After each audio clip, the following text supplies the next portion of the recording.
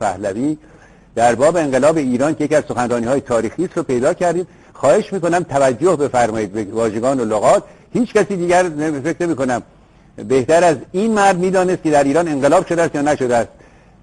از که ما دیگه مرجع بالاتری سراغ نداریم که بگوید ایران انقلاب بوده است یا نبوده است. اجازه فرمایید بشنویم صدای خود ایشان را و تصویر مبارکشون هم لطف کنید بگذاریم و صدایشون هم پخش بشه و ببینیم ایشون چه فرموده است در جواب انقلاب در ایران. ایشون هنوز در ایران بودن. البته ملت عزیز ایران در فضای باز سیاسی که از 2 سال پیش به تدریج ایجاد می شد، شما ملت ایران علیه ظلم و فساد به پا خواستید. انقلاب ملت ایران نمی تواند مورد تایید من به عنوان پادشاه ایران و به عنوان یک فرد ایرانی نباشد. متاسفانه در کنار این انقلاب دسیسه و سوء استفاده دیگران از احساسات و خشم شما آشوب هرج و مرج و شورش نیز به بار آورد.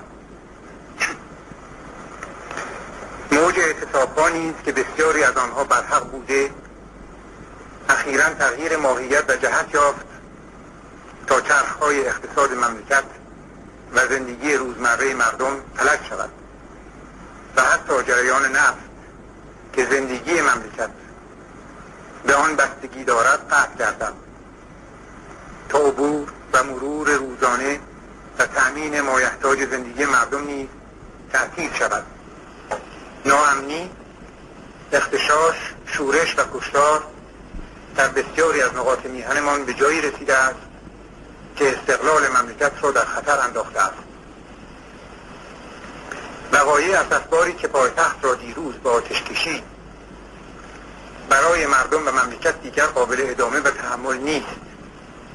در پی استعفای دولت و برای جلوگیری از اضمحلال مملکت و از بین رفتن وحدت ملی، برای جلوگیری از سقوط در هرج و مرج و آشوب و کشتار و به منظور برقراری حکومت قانون و ایجاد نظم و آرامش، تمام کوشش خود را در تشکیل یک دولت ائتلافی مبذول داشتند و فقط هنگامی که معلوم شد که امکان انجام این ائتلاف نیست، به ناچار یک دولت موقت را تعیین کرد.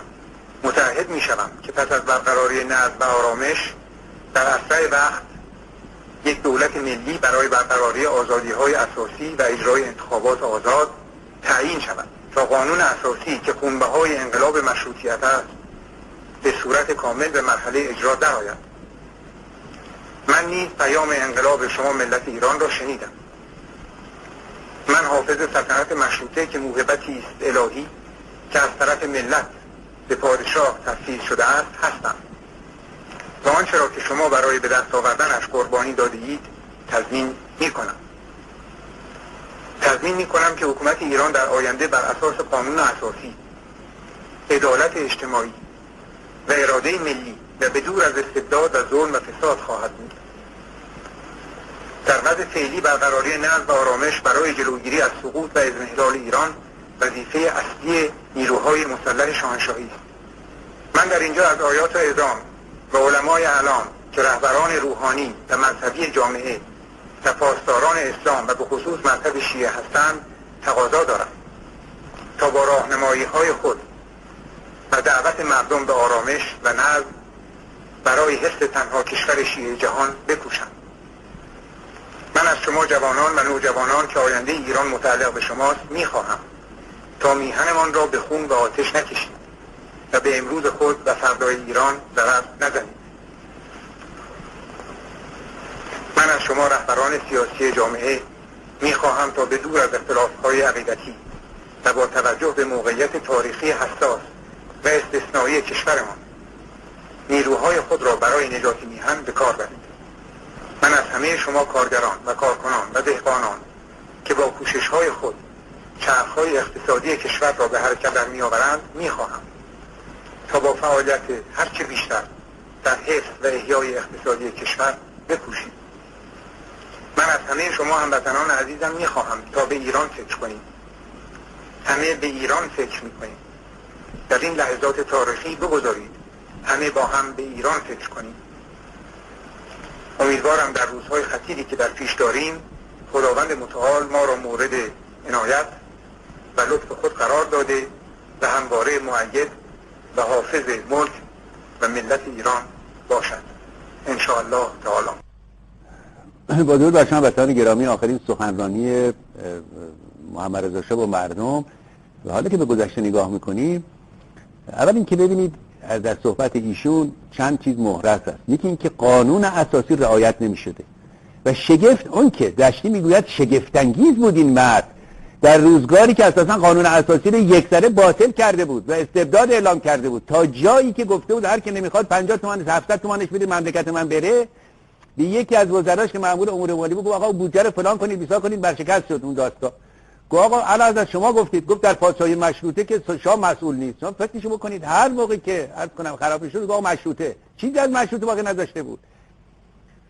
میگه قول میدم قانون مشروطه رو، پس چرا قبلا نمی‌کردی؟ آقا 27 سال پیش قوام سلطنه به شما گفت آقا نکنی کارو، وارد امور اجرایی مملکت نشد، دربار رو تبدیل به حزب نکن، بذار نخست وزیرا کار انجام بدن، دست مردم باشه. هر موقع که مردم ناراضی شدن با تعویض دولت آرام میشن، ولی اگر شما مسئول بشید کل سیستم سقوط می‌کنه، به گوشش نمیره. یکی هم که ظلم و ستم گذشته تکرار نخواهد شد، یعنی ظلم و ستم می‌کردیم دیگه تکرار نمی‌کنیم. حرف خودشه دیگه.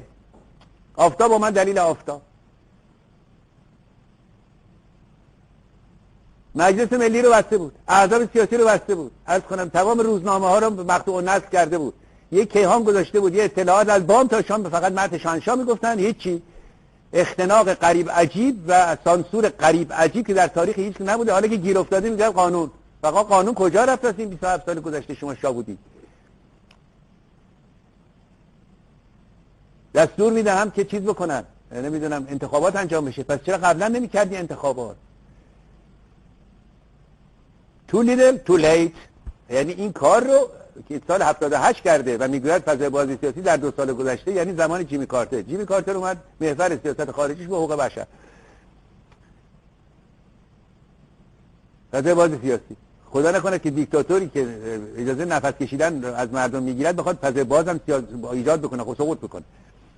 باری اما عاقلانه این می بود که همون کار رو میکردن، یعنی در واقع این آقا رو برش می‌داشتن می‌ذاشتن سر جاش، همون جای اصلیش که می‌واسطه می بود، و بعد عرض می‌شود که مملکت رو دچار آشوب نمی‌کردن، به دست آخوند نمی‌دادن، اما دیگه به قدری خشم‌ها فشرده بود و مردم خفه شده بودن که انفجار شده بود، دیگه میسر نبود با یک سخنرانی این چنینی جلو انقلاب بگرفت. این کار باید 4 سال جلوتر انجام میداد این آقا، یعنی انتخابات آزاد می‌کرد، به قدرت به مردم برمیگردون، او هویدا رو مینداخت بیرون، 4 تا از دزدای دربار رو میگرفت محاکمه میکرد، او خواهرش و دار و دسته برادراش اینا که عرض کنم که دشتی میگوید یه عده آمده بودن در کرج، نمیدونم چیز نمونه درست کنن، اشرف چسبیده بود که 10 میلیون من میخوام از این داستان، خلاصه ول کردن، اروپایی بودن، دانمارکی رفتن اینا، این فساد رو قطع میکرد، البته مملکت دچار بدبختی نمیشه.